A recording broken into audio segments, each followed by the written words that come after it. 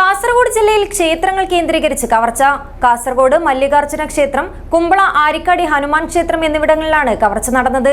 മല്ലികാർജുന ക്ഷേത്രത്തിൽ നിന്നും ഭണ്ഡാരം കടത്തിക്കൊണ്ടുപോയി. ആരിക്കാടി ഹനുമാൻ ക്ഷേത്രത്തിൽ നിന്നും മോഷ്ടാക്കൾ കാണിക്കപ്പെട്ടി തകർത്ത് പണം കവർന്നു. Bindu jewellery, Kasaragod. Gold, diamond, birthstone, silver, 100% BIS 916 hallmark gold. ഒരു ഇടവേളയ്ക്കു ശേഷം കാസർഗോഡ് ജില്ലയിൽ ക്ഷേത്രങ്ങൾ കേന്ദ്രീകരിച്ചുള്ള കവർച്ച വീണ്ടും തുടങ്ങി. കാസർഗോഡ് മല്ലികാർജുന ക്ഷേത്രം, കുമ്പള ആരിക്കാടി ഹനുമാൻ ക്ഷേത്രം എന്നിവിടങ്ങളിലാണ് കവർച്ച നടന്നത്.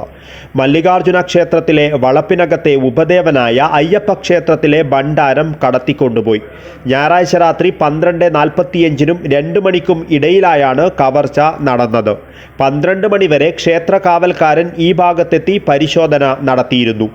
അസുഖത്തിന് ഗുളിക കഴിക്കാറുള്ള കാവൽക്കാരൻ ഇതിനിടയിൽ 2 മണിവരെ ക്ഷീണത്താൽ ഉറങ്ങിപ്പോയിരുന്നു.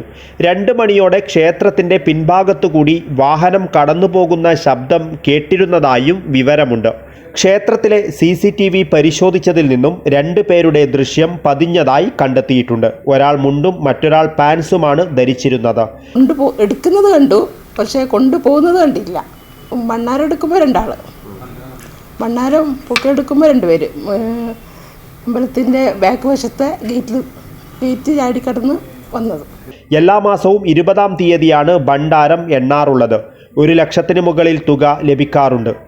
ആരിക്കാടി ഹനുമാൻ ക്ഷേത്രത്തിൻ്റെയും മഹാമായ ദേവി ക്ഷേത്രത്തിൻ്റെയും കാണിക്കപ്പെട്ടികൾ പൊളിച്ചാണ് കവർച്ച നടത്തിയത്.